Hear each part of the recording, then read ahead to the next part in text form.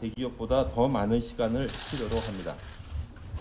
50에서 299인 중 아직 주 52시간제 준비를 완료하지 못한 기업이 40%가 넘고 이 중 약 40%는 연말까지도 준비가 어렵다고 합니다.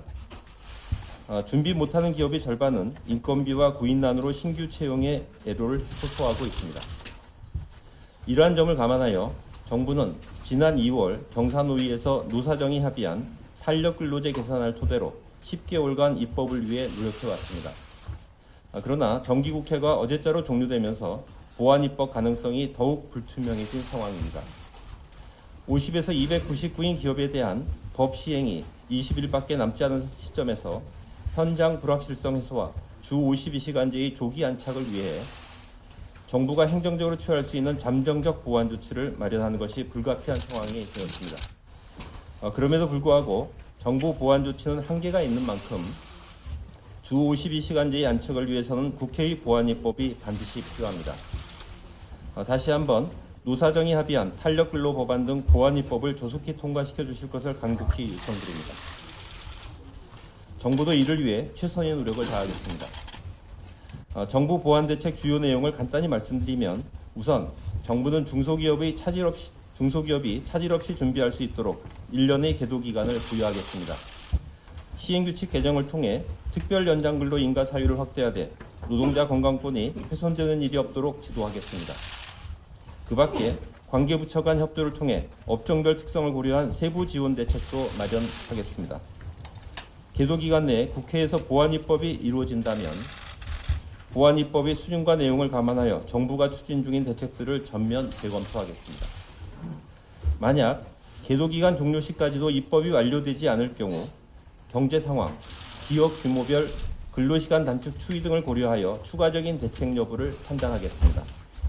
보완 대책 세부 상세 내용을 상세히 설명드리겠습니다. 보완 대책은 주 52시간제 취지를 훼손하지 않는 범위 내에서 현장에서 가장 많이 제기된 애로사항 해소에 중점을 두어 마련하였습니다. 먼저 50에서 299인 기업에 1년의 계도 기간을 부여하겠습니다.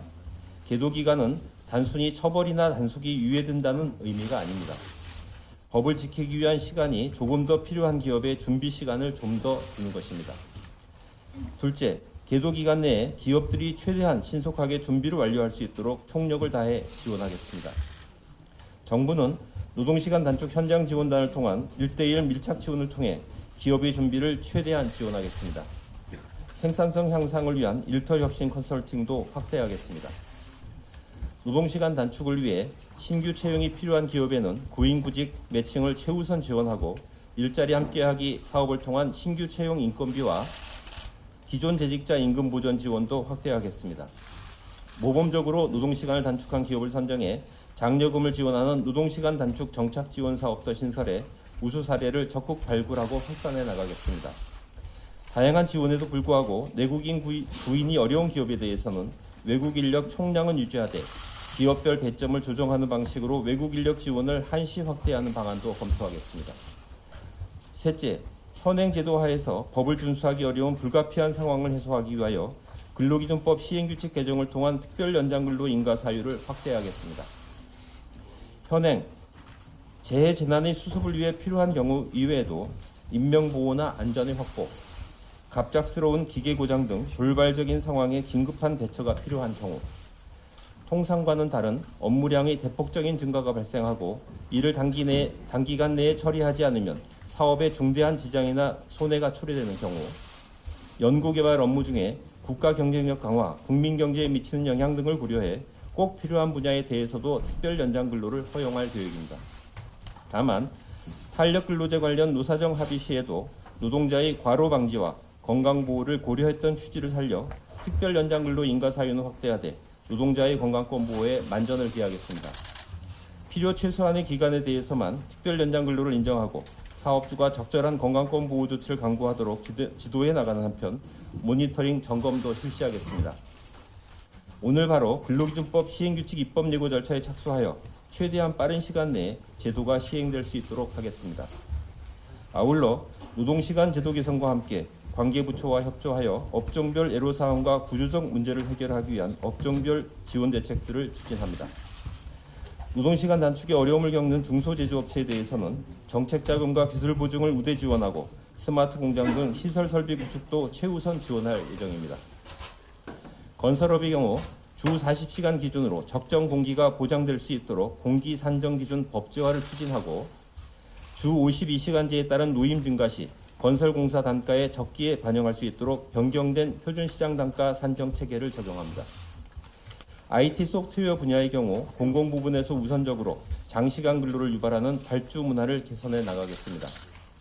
적정 사업 기간 확보를 위해 전 부처 및 공공기관 조기 발주를 추진하고 과업 변경 시 계약 금액 조정, 지체 상금 한도 설정 등의 내용을 포함한 소프트웨어 표준 계약서를 개선 보급할 예정입니다.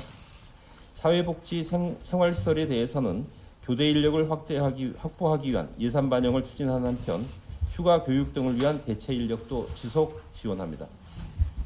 문화예술, 스포츠, 관광 등 분야별 노동시간 단축 가이드를 제공하고 노동시간 단축 관광 스포츠 기업 대상 융자도 신규 추진하는 한편 신설하는 영화 분야 강소 제작자 육성 펀드를 통해서도 제작 현장의 표준 계약서 확산에 힘쓰겠습니다.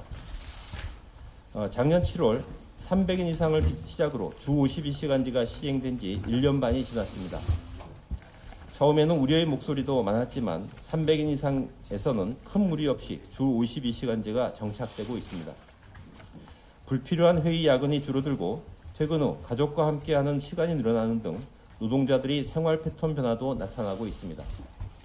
주 52시간제는 과로국가에서 벗어나 일과 생활의 균형을 찾고 일하는 방식과 문화를 바꿔 생산성 높은 일터를 만들기 위해 반드시 완성해야 할 국가적 과제입니다.